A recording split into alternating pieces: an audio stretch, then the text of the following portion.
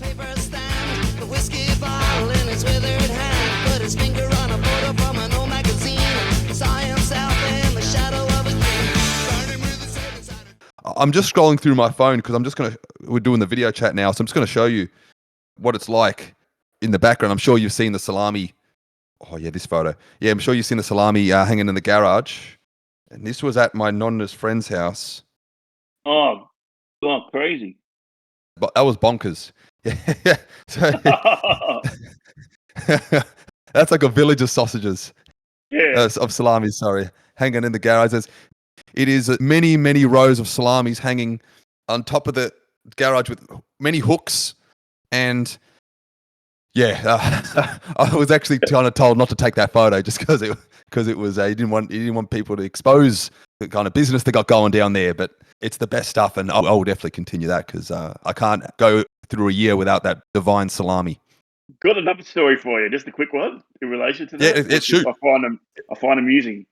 My first girlfriend when I was 21 was Macedonian, right? Yeah. And I rang her one day. He said, we can't catch today." I said, "I go, well, why? What are you doing?" He goes, we're all going next door because we're going to make tomato chutney."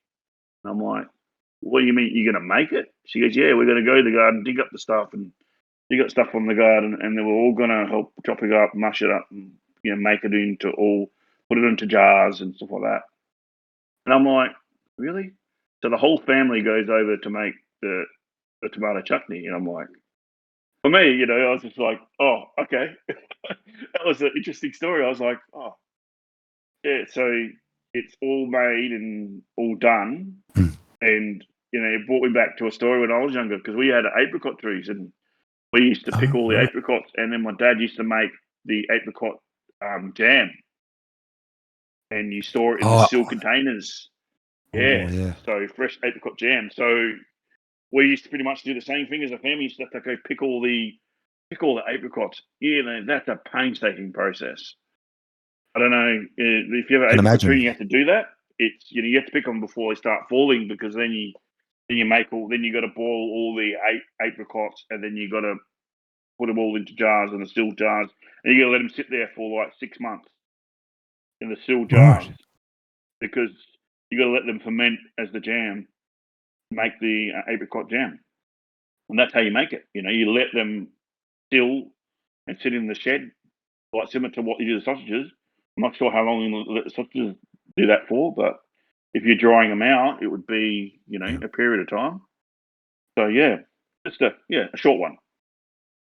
Yeah, it's a timely process. I can imagine the whole apricots there being the painstaking process. And when I went to Italy 2019 to see Elena's hometown, there was that's pretty much their life in terms of what they do and taking the Yeah, time to do all that depending on the season. So I hopefully later down the track, I hope to spend a longer period of time, maybe over a few months, just enjoying that and absorbing the culture to their fullest extent because they still carry on outdoors, family-oriented lifestyle.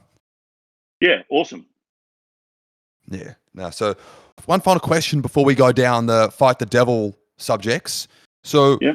last time, again, we caught up. I think you told me you moved out of your small town in Adelaide a year after high school was finished. What motivated that change? So virtually what happened when I was close to just finished high school, my parents had a business, and they virtually had to close the business because they had the building industry in South Australia pretty much bottomed out, and it went into Oh, recession, and there was no more people building more, and they were in the kitchen. My dad was in the kitchen business. He used to make and install and sell kitchens all at one factory, and had a showroom at the front, and did all that kind of small business.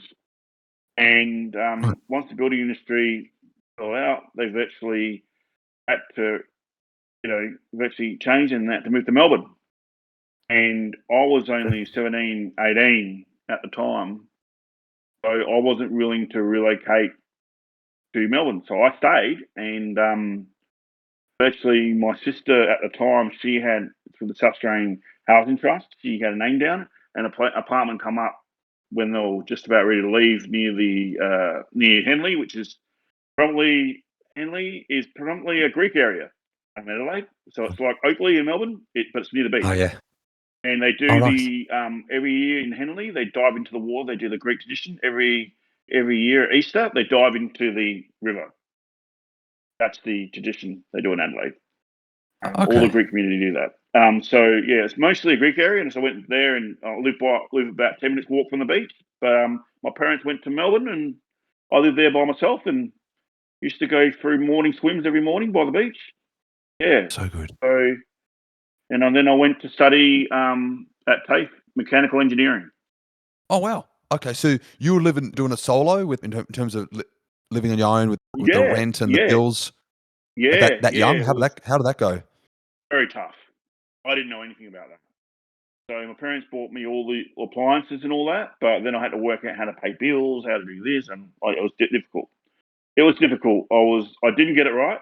To put it that way, I didn't get it right. I was like struggling. But it was a process that I had to learn, and it was a little bit of a struggle for the first 12 months. So it was difficult. Yeah, not Mm. easy. Yeah. That young, I would have struggled as well, much like anyone else. So now you've clearly learned from that because you continue to explore and take those risks and ride solo for a bit wherever you're at, like that experience we mentioned with Croatia earlier. So it definitely probably set the foundation of falling flat in your face and getting back up again and trying once more. I think it doesn't matter how many times you fail. It's about how you pick yourself up again. Like Yep. it's not easy being failing a lot because it kind of disheartens you, but you can't let that define you. You've got to make Yeah. sure you just keep trying, and eventually something positive happens, and you get in a situation where good things happen. But yeah, start trying. Definitely. Yeah.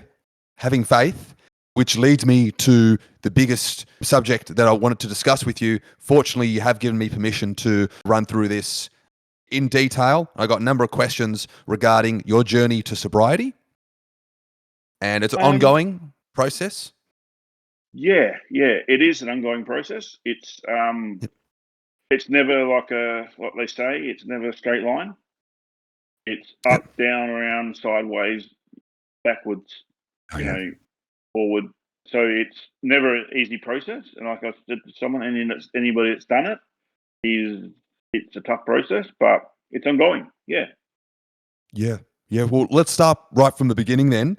How much was the drinking culture associated with your upbringing? With me, it was funny because when I was younger, my dad gave up drinking Okay. because he went through sobriety.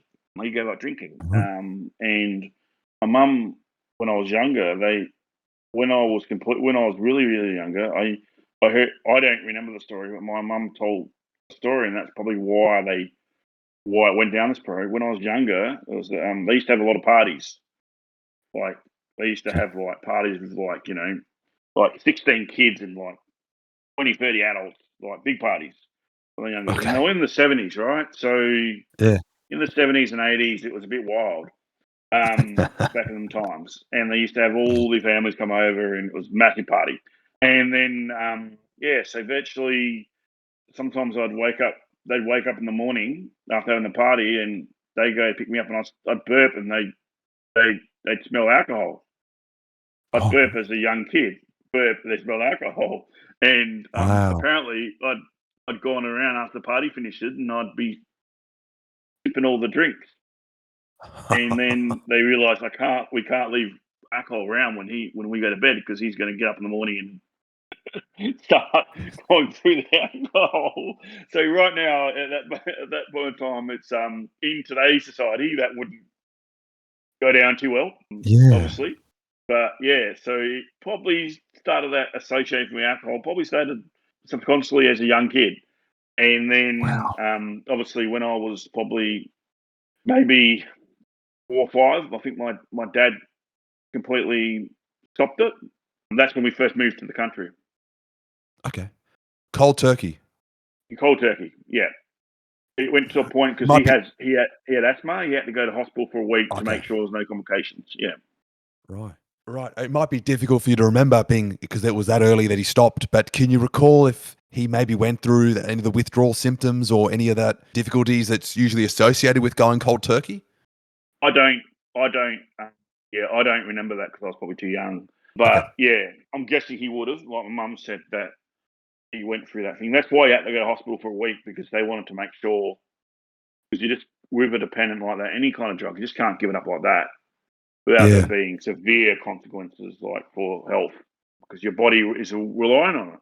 Like, you know, so for any dependent drug, it's dangerous, you know, so you got to have that support around you. But yeah, so that's that.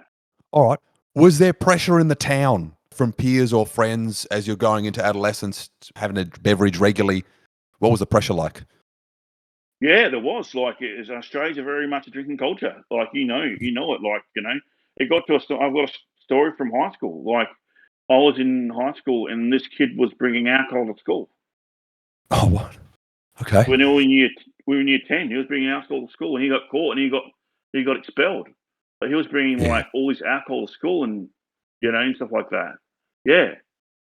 Like me and my friend, we didn't have any, but there's some kids that probably did. Yeah, he was bringing alcohol to school and he got caught.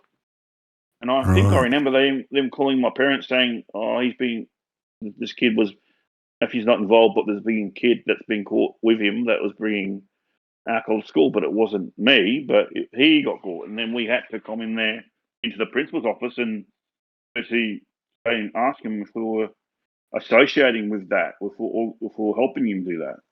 And I said, "Well, no, because I don't really have access to getting alcohol, like, you know." And I said, "My parents don't have alcohol at home anyway." So, you know, Okay. so then it was interesting. Yeah, it was an interesting thing that happened. Yeah. I can sympathise with different small towns as well, where you're growing up in, going to school. There can be exploring, curiosity, boredom, or just again part of that Australian culture. So, how did you enjoy beverage at that stage? How would you typically enjoy one earlier on in life? Early on in life, oh yeah, you'd go to sometimes.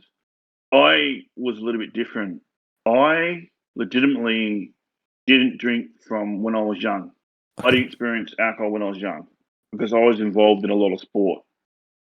Okay. But I had mates that went to parks and used to drink when I was 15, 16. And sometimes I used to go along, but I didn't used to drink because I was in competitive sport at that point in time. And yeah, it didn't really happen. I didn't actually physically start drinking really. I went to a point where I did have that experience when I was 15 at my sister's wedding. All right.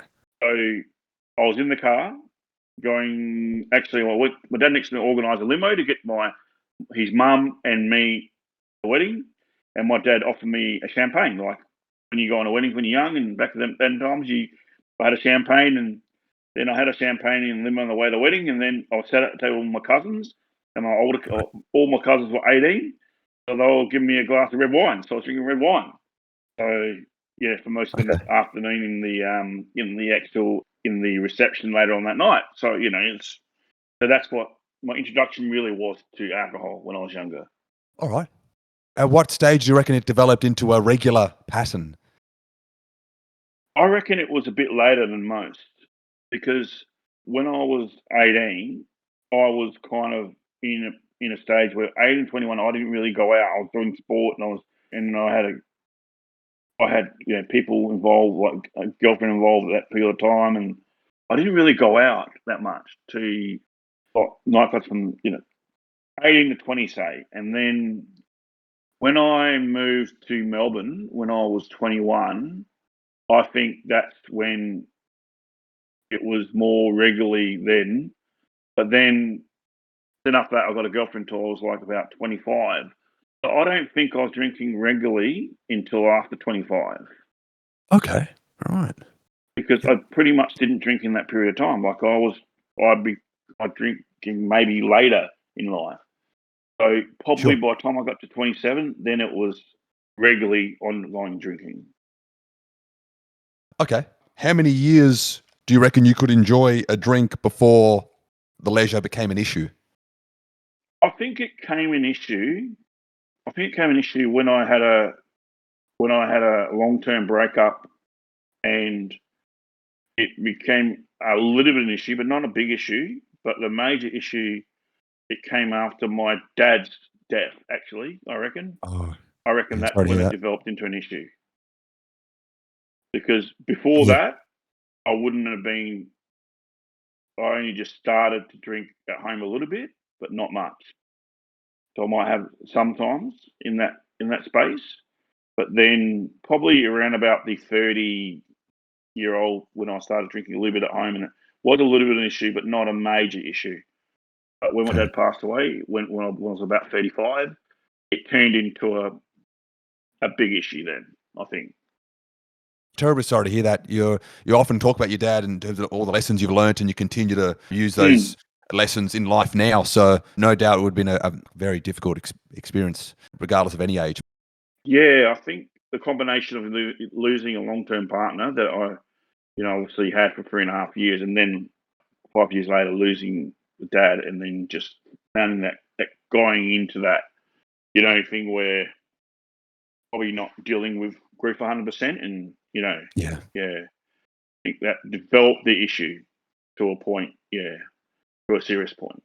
Okay. So because one thing does Yeah, lead to another, and it can be used as a short term escapism, perhaps for yeah, emotions. But did you find at any stage that you were like fully detached from society? Did it get to the point where that friends and family were noticing that this was becoming a bit too much? 100%, 100%. I was at Serco, 100%. Like I was there, and I was at Serco 100%, and it got to a point, and then it started with, like, when I worked at Serco and I was at the ATA job. I started there where you're going for drinks out after work with a mate I used to work with, and we were having 2 or 3 jugs of beer each with dinner, All right. like 2 or 3 jugs, and then going home and working the next day. And then quite often I used to have 2 or 3 jugs out, and then go on the way home, get a bottle of wine and drink that before bed, and go on to work the next day. And then it got to a point where not only I wasn't going out and doing that, I was having drinks in the restaurant after work, and then going home and drinking more. And then it worked its way into actually not going out at all, and then staying home on a Friday night and drinking by myself, Mm. because I was Yeah. detaching from everything. And it started for going out, more drinking, going out, and then more drinking at home, and then virtually detaching myself from life, virtually, like not going out anywhere, just drinking all the time. Yeah. But I'm kind of lucky in a way. I never really developed this issue where I was one of these people that drink during the day. I didn't do that, which is good, because that's much harder if you're in that stage. It's much harder to stop it in that stage, because you've got no break in the period. So yeah, but Yeah. yes, this is what drinking does. It's like another drug. It makes you disassociate with things, and Yeah. gradually it gets worse and worse until you kind of isolate yourself from. Yeah, it does happen, and by that stage, you're not from experience. Like you're not like having fun anymore. You're not enjoying it. You're just continuing to dig yourself that hole because it's become more than leisure. Become more. Sorry, my dog's barking. It's become more than fun because it's meant to be. Yeah, And it's a celebration, like a milestone event that you can enjoy beverage. But at that stage, no one's enjoying you're not enjoying yourself, and no one's enjoying seeing you like that. It's a very disheartening experience, no doubt. oh yeah, and you're gaining weight. You're looking in bad shape, and people are noticing that you've gained all this weight. And I'm like, why is he gaining all this weight? Well, that's because I've been drinking a lot, and alcohol's not good for you. And the more and more you drink, the more and more weight you gain, and it's just a bad cycle, one after the other. So you're disassociating yourself with friendships and stuff like that, and you're just becoming this person that's isolated. And so then you're gaining weight. So then it's a worse thing, because then your self confidence is down Yeah. because you're gaining weight, and then the actual drinking's not helping with that confidence relation, because for every up there's a down. And that's what we both know. It like we both know that for every up there's a down point. There's no up without a down within relation to substance abuse. Yeah. So We both know. We've both been there, and you can't have one without the other. Yeah. Was there a tipping point for you where was there experience or a moment where you're like, okay, I've had enough of digging myself down. It's time to go back up again and climb out of this hole and lose that weight and turn my life around a bit because this is getting too much? I think it's been a big turning point when I was still on the slippery slope at UHG when I was working with you. I was still on that slippery Yep. slope that wasn't mentally, I wasn't quite right. For me, luckily, COVID happened. It was a luck thing for me because I've virtually got the opportunity to go back and live with my mum and work and do that. And then what actually happened then eventually, as I was doing other issues and I had the issues of drinking and at work, I lost my job. And that was a blessing in disguise. And my mum said, why don't you go back to studying? So I went back to studying, and I went back to do a degree at university, and I was still drinking at that stage. So what it forced me to do is kind of have a look at myself and go, if I'm going to get through this degree, I can't do this anymore. And I can't do it. And, I've got to, at minimum, I've got to not drink when I've got to study for uni the next day.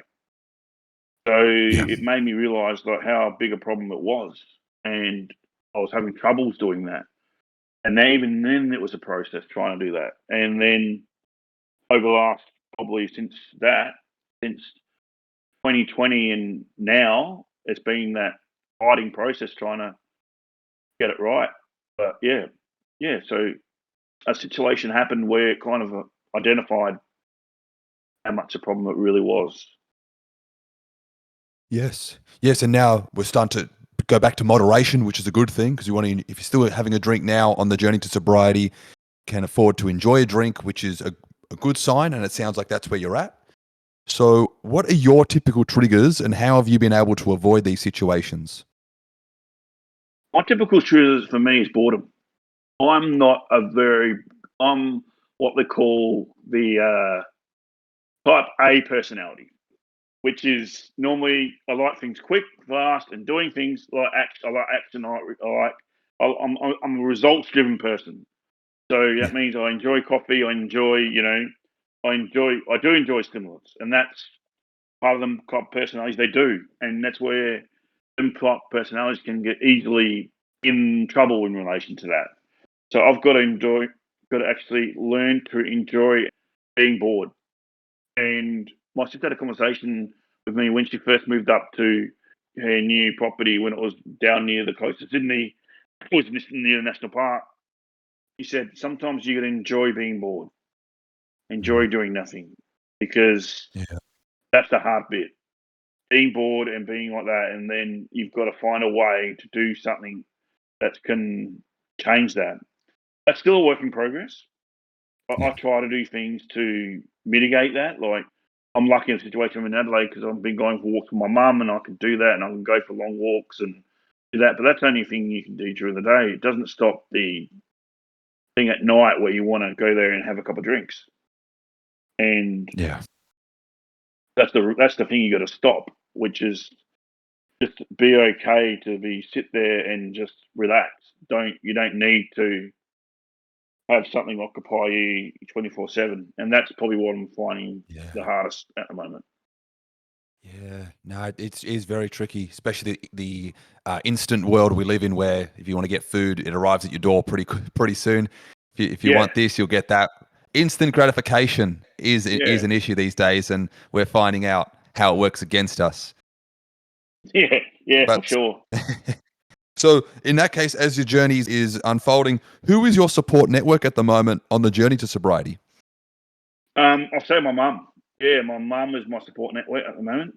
That's great. It's a bit more tougher with you because you're kind of away interstate, so I'd have to rely on trying to pick up a phone and because you got work and you're in the first year of your marriage, a difficult time. I didn't want to overstep the mark there because it's harder. I know it's when you first get married, you've got a lot of different things that you're trying to do and stuff like that. And I understand that, so I don't really want to overstep that mark. And that's one of those things that with because my mum's there, it's a lot easier to reach out to her. And she went for a husband that went through it, and she knows Yeah. probably, what's it probably going to take. So, That's very good. she's my mum, and she wants to help, and I want to try to help myself.